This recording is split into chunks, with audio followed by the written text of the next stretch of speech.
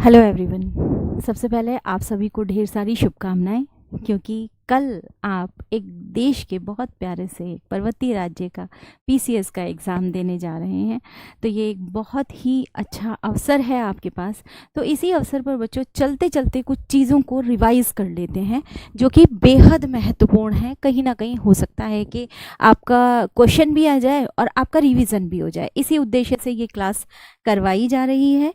तो यहाँ पर देखते हैं, सबसे पहले उत्तराखंड को स्कंद पुराण में 5 खंडों में बांटा गया था। तो उत्तराखंड की हिस्ट्री से बड़े महत्वपूर्ण प्रश्न बनते हैं और वो प्रश्न बहुत ही आसान भी होते हैं। कई बार हमें कन्फ्यूज़न होता है, इसीलिए चलते चलते जल्दी से ये पॉइंट देख लेते हैं। उत्तराखंड को स्कंद पुराण में 5 भागों में बांटा गया है। तो ये आपसे क्वेश्चन बन सकता है कि भाई किस किस पुराण में उत्तराखंड को 5 भागों में बांटा गया है। वो है स्कंद पुराण। स्कंद पुराण में नेपाल खंड कहा गया है, मानस खंड। मानस याद रखिएगा, मानस कुमाऊं का क्षेत्र है मानस खंड। और क्योंकि केदार खंड सब आप जानते ही हैं, केदारनाथ धाम जो है वो हमारे कहाँ पड़ता है, गढ़वाल में पड़ता है केदारनाथ खंड। तो केदार खंड है गढ़वाल का क्षेत्र। फिर उसके बाद जालंधर और कश्मीर। तो यहाँ पर उत्तराखंड को 5 खंडों में बताया गया है स्कंद पुराण में। फिर देखते हैं कि हिमालय और से लेकर हरिद्वार से लेकर हिमालय तक के क्षेत्र को कहा गया केदार खंड। हिमालय से लेकर कहाँ तक, हरिद्वार तक का, हरिद्वार से लेकर हिमालय तक का क्षेत्र केदार खंड कहा गया है। नंदा देवी पर्वत और मानस खंड और केदार खंड की सीमा पर स्थित है। तो ये जो आप मंदिरों का चित्र देख रहे हैं ये आपका पड़ता है मानस खंड में। तो नंदा देवी को सिंपल सा ये भी क्वेश्चन बन सकता है कि केदार खंड की और मैं आपको इस तरफ ध्यान दिलाना चाह रही हूँ क्योंकि हम पॉइंट्स पढ़ लेते हैं, हम ये ध्यान नहीं देते कि प्रश्न बना कैसा होगा। तो सॉरी, ये प्रश्न कैसे बनेगा, तो इस पे ध्यान देना है। बस ये रिवीजन इसी चीज़ का होता है। आप लोग पढ़ चुके हैं, मुझे पता है, पूरी तैयारी है आपकी। ढेर सारी शुभकामनाएं आपको। यहाँ बोला गया है कि जो नंदा देवी है, नंदा देवी पर्वत है और इस नंदा देवी पर्वत को किसकी सीमा पर बताया गया है, तो यहाँ बताया गया है मानस खंड और केदार खंड की सीमा पर बताया गया। मतलब आज का गढ़वाल और जो है कुमाऊं उसकी सीमा पर इसको बताया गया है। ये यहाँ देख सकते हैं उत्तराखंड का एक प्यारा सा मैप है आपके सामने, जिसमें आपको ये वाला क्षेत्र पूरा कुमाऊं है और ये वाला क्षेत्र पूरा का पूरा गढ़वाल है, जिसमें आपका पौड़ी गढ़वाल, हरिद्वार, देहरादून, टिहरी गढ़वाल, उत्तरकाशी, ये सब मैप आप कर ही चुके होंगे। थोड़ा सा ध्यान इस बात का देना है कि यहाँ पर सीमाएं पूछ ली जाती हैं कि पिथौरागढ़ की सीमा किससे जुड़ी हुई है। ये मैप इसीलिए डाला है, बीच बीच में आप ध्यान रखें। चंपावत की सीमा, तो पिथौरागढ़ की सीमा जो है वो चंपावत से, अल्मोड़ा से, बागेश्वर से, चमोली से, इन सब से जुड़ी हुई है। इस मैप को सबसे अच्छा होता है आप हाथ से ड्रॉ कर लें और हाथ से ड्रॉ करके आप इसको अपने दिमाग में बिठा लें। तो एग्ज़ाम में यही क्वेश्चन बहुत कंफ्यूज कर देता है कि सीमाएं कहाँ किससे जुड़ी हुई हैं। हाथ से ड्रॉ करिए, एक तरफ गढ़वाल बनाइए, एक तरफ कुमाऊं बनाइए और पिथौरागढ़ बना के उसको जोड़ दीजिए कौन कौन से वो जिलों से जुड़ा हुआ है। ठीक है, चलते हैं आगे।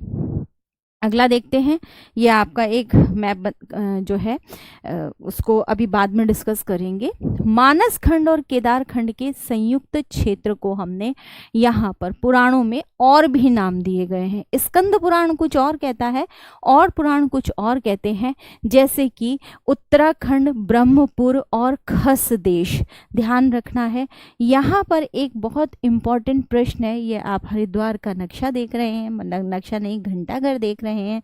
और जो हरिद्वार है इसको क्या कहा गया है, माया क्षेत्र भी कहा गया है। आज भी हरिद्वार में मायापुरी एक स्थान है।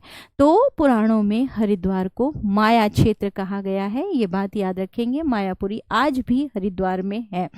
ये हरिद्वार का घंटाघर है और हर की पौड़ी है, आप जानते ही होंगे। देखेंगे बौद्ध ग्रंथों में क्या कहा गया है। तो अक्सर कोई एक आधा प्रश्न ऐसा आता है कि पुराण में क्या कहा गया है, बौद्ध ग्रंथ में क्या कहा गया है। ठीक। तो यहाँ पर बौद्ध ग्रंथ की अगर बात करें तो बौद्ध ग्रंथ में उत्तराखंड को हिमवंत कहा गया है। ब्राह्मण ग्रंथों में बद्रीनाथ का उल्लेख मिलता है। आप सबने हिस्ट्री में पढ़ा होगा ब्राह्मण क्या है, ब्राह्मण उपनिषद आरण्यक किया आपने पढ़ा होगा, तो वहाँ बद्रीनाथ का उल्लेख मिलता है ब्राह्मण ग्रंथों में। शतपथ ब्राह्मण जिसमें विधेय माधव की कथा है, शतपथ ब्राह्मण में तो उत्तर कुरु का जिक्र है वहाँ पर, कि वहाँ पर उत्तर में कुरु हैं, ये शतपथ ब्राह्मण बताता है। कात्यायन ब्राह्मण के अनुसार जो बद्री आश्रम है वो देवी का निवास है, ये बात याद रखेंगे। कात्यायन ब्राह्मण के अनुसार बद्री आश्रम देवी का क्या है, निवास है। क्लियर हो गई ये बात, सभी को समझ में आ रहा होगा, अच्छी तरीके से याद कर लेंगे। चलते चलते आपको ये पॉइंट यहाँ पर दिख रहे हैं, मेरी पूरी कोशिश है कि रिवीजन की तरीके से याद करें आप। स्कंद पुराण में 5 भाग हैं, ठीक है। बौद्ध साहित्य में हिमवंत कहा गया है। बद्रीनाथ का उल्लेख ब्राह्मण ग्रंथों में मिलता है। तो आपसे ये पूछ लिया जाएगा कि वेद पुराण ब्राह्मण अरण्य किस में बद्रीनाथ का उल्लेख मिलता है। कात्यायन ब्राह्मण में बद्री आश्रम देवी का निवास स्थान माना गया है। देखते हैं वैदिक काल में क्या विवरण है। तो वैदिक काल हमें पता ही है, 2 काल में बटा हुआ है, उत्तर वैदिक और ऋग्वैदिक। ऋग्वैदिक में गढ़वाल का उल्लेख लेकिन कुमाऊं का नहीं है। गढ़वाल का उल्लेख है लेकिन किसका नहीं है, कुमाऊं का उल्लेख वहां पर नहीं है ऋग्वेद में। सप्त सिंधु क्षेत्र से निकटता के कारण गढ़वाल का उल्लेख संभव है, क्योंकि गढ़वाल कहाँ है आप देख ही रहे हैं, यमुनोत्री और गंगोत्री का जो स्थान है तो वो सप्त सिंधु प्रदेश आ जाता है, पूरा एक गंगा का क्षेत्र, और पीछे आप देख रहे हैं नदियों का उद्गम हो रहा है। तो सप्त सिंधु प्रदेश से गढ़वाल की निकटता है, इसकी वजह से गढ़वाल का उल्लेख वहाँ पर संभव है। तो महाभारत और उत्तराखंड में देख लेते हैं। वेद व्यास ने महाभारत की रचना की थी चमोली की व्यास गुफा में। तो अभी आपको व्यास गुफा का चित्र भी दिख जाएगा। कहाँ है व्यास गुफा, क्वेश्चन ये बन जाता है कि व्यास गुफा क्या कहाँ है। तो इसको आप क्या करना है, इसको सेट कर लेना है दिमाग में। व्यास गुफा, वेद व्यास ने महाभारत की रचना की थी। अब ये तो सब जानते ही हैं कि वेद व्यास ने महाभारत की रचना की थी, तो चमोली में है वेद व्यास गुफा, ठीक है। पांडवों ने वनवास का समय जो है अधिकांश समय यहीं पर बिताया था, क्योंकि लाक्षागृह जिसकी रचना जो है किसने, दुर्योधन ने की लाक्षागृह की, वो लाक्षागृह वो लाखा मंडल देहरादून में है। आज भी उसका स्थान देहरादून में है, आज भी लाखा मंडल वहाँ पर है। तो इससे पता चलता है कि यहाँ पर देहरादून में जो लाखा मंडल है तो दुर्योधन का ये लाक्षागृह ही है। विजय के बाद पांडव हिमालय गए और यहीं मृत्यु हो गई, ठीक। महाभारत के 3 प्रमुख गणराज्य हैं जिसकी हम बात करेंगे यहाँ पर। तो 3 कौन कौन से हैं महाभारत के समय में? नाग साम्राज्य, ठीक, नाग साम्राज्य, फिर कुंद वंश, और फिर इसके बाद उत्तर कुरु। तो ये महाभारत के, आपसे पूछा जा सकता है कि महाभारत के कौन से वंश हैं, ठीक। तो आज के दिन जब हम क्या कर रहे हैं, रिवीजन कर रहे हैं, चीज़ों को समझ रहे हैं, तो अपने अंदर ये विश्वास रखना है कि हम सही करके आएंगे। उत्तराखंड जो पूछा जाता है ना, वो इतना टफ नहीं पूछा जाता बच्चों।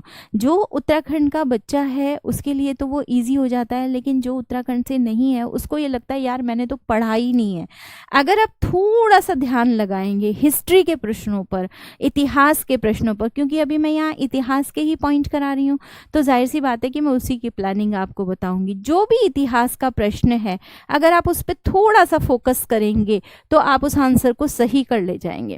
बस आपको क्या होना चाहिए, चंदवंश है कब है या कत्यूरी कब है, और उनका जो उनकी जो एक क्रोनोलॉजी है वो थोड़ी सी दिमाग में बैठी हुई हो, इतने से आप कर ले जाएंगे। तो महाभारत के टाइम के कौन से साम्राज्य हैं, कौन से वहाँ पर महाभारत के टाइम का वंश है? एक नागवंश है, नागवंश में कहा जाता है कि अर्जुन का उलूपी से विवाह हुआ था। कुंद वंश है, सुबाहु राजधानी थी, है ना। और फिर यहाँ पर उत्तर कुरुगण राज्य है। तीन है, आपको तीन के नाम याद रख लेने, नाग, कुंद और उत्तर कुरु। क्लियर। इसके बाद देखते हैं गढ़वाल का नामकरण कब हुआ। तो गढ़ का मतलब होता है किला, ठीक। यहाँ पर 52 गढ़ों को मिलाकर, ये क्वेश्चन बहुत इंपॉर्टेंट है और बहुत बार पूछा गया है। 52 गढ़ों को मिलाकर क्या बना? 52 गढ़ों को मिलाकर बना गढ़वाल। समझ में आ रहा है? गढ़वाल। और ये परमार वंश के अजय पाल ने ये किया था। भाई जो अजय होगा वही तो गढ़ेगा, सिंपल सा ऐसे याद रखो। अजय था इसलिए उसने गढ़ा था, तो परमार वंश का था, उसने गढ़वाल को 52 गढ़ों को मिला के गढ़वाल राज्य बनाया था। अजय गढ़ के नाम से याद कर लेंगे। और ये कौन था? ये परमार था। तो आपको याद रहेगा। क्लियर। आगे देखते हैं प्राचीन स्थल और धार्मिक महत्व। अब आपसे प्रश्न किया जाता है गणेश गुफा, व्यास गुफा, स्कंद गुफा, ठीक है। तो ये बद्रीनाथ के पास है। वशिष्ठ गुफा कहाँ है? वशिष्ठ गुफा है टिहरी गढ़वाल। और वनवास के समय वशिष्ठ मुनि और अरुंधति का ये निवास स्थान था। ये टिहरी गढ़वाल में है वशिष्ठ गुफा, ठीक है। गढ़वाल राज्य टिहरी जिले में पड़ती है ये। लक्ष्मण का तप स्थल तपोवन, ये भी गढ़वाल में है, ठीक। राजा विराट की राजधानी विराटगढ़ी जौनसार। अभिमन्यु का विवाह इन्हीं की पुत्री से हुआ था। क्योंकि हम ये महाभारत टाइम पीरियड पढ़ रहे हैं तो आपके फैक्ट वहां से क्या है? कनेक्ट हैं। क्लियर।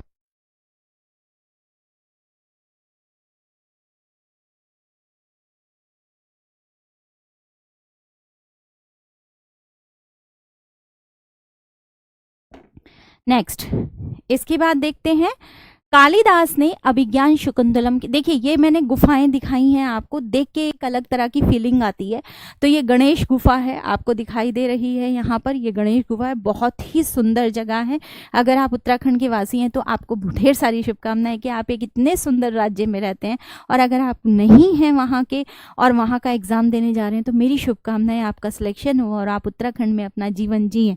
तो बहुत सुंदर जगह है, गणेश गुफा है, यहाँ पर दिखाया जा रहा है। कालिदास ने अभिज्ञान शकुंतलम की रचना की थी मालनी नदी के किनारे। और मालनी नदी के किनारे इसको वर्तमान में चौका घाट कहा जाता है। क्या कहा जाता है? चौका घाट कहा जाता है। कुमाऊं क्षेत्र का विकास कब हुआ है? ध्यान देंगे, कूर्मा अवतार विष्णु के कारण इसको कुर्मांचल या कुमाऊं कहा गया। प्रारंभ में चंपावत क्षेत्र जो है, जो मैंने अभी मैप में आपको दिखाया था, चंपावत किधर पड़ता है? कुमाऊं में पड़ता है, पिथौरागढ़ से जो लगा हुआ। चंपावत क्षेत्र को कुमाऊं कहा जाता था। चंदवंश के समय में बने हैं अल्मोड़ा, नैनीताल, बागेश्वर और पिथौरागढ़। और उधम सिंह नगर बाद में हुए हैं। तो कुमाऊं को मानस खंड कहा गया है। ये बात हम देख ही रहे हैं। ये फिर दूसरी और गुफाएं हैं, दिखा रही हूँ मैं कि कितनी यहाँ पर आपकी ये गुफा आप देख रहे हैं उत्तराखंड में जो गुफाएं हैं। जातीय उल्लेख की बात करेंगे कि ब्रह्म और वायु पुराण में जो जातियाँ दी गई हैं, जनजातियाँ जो दी गई हैं, उनके नाम है किरात, किन्नर, यक्ष, गंधर्व, विद्याधर, नाग। अल्मोड़ा पिथौरागढ़ क्षेत्रों में नाग जाति के मंदिर हैं। बेरी नाग, ये क्वेश्चन बहुत इंपॉर्टेंट है। बेरी नाग मंदिर कहाँ पर है? तो अल्मोड़ा और पिथौरागढ़ क्षेत्रों में है ये। बेरी नाग, धौड़ नाग, पिल नाग आदि। तो बच्चों ये इतनी जानकारी आपके लिए काफ़ी महत्वपूर्ण होगी। इससे अधिक जानकारी अगली वीडियो में। आज अभी के लिए इतना ही। ढेर सारी शुभकामनाओं के साथ जय हिंद।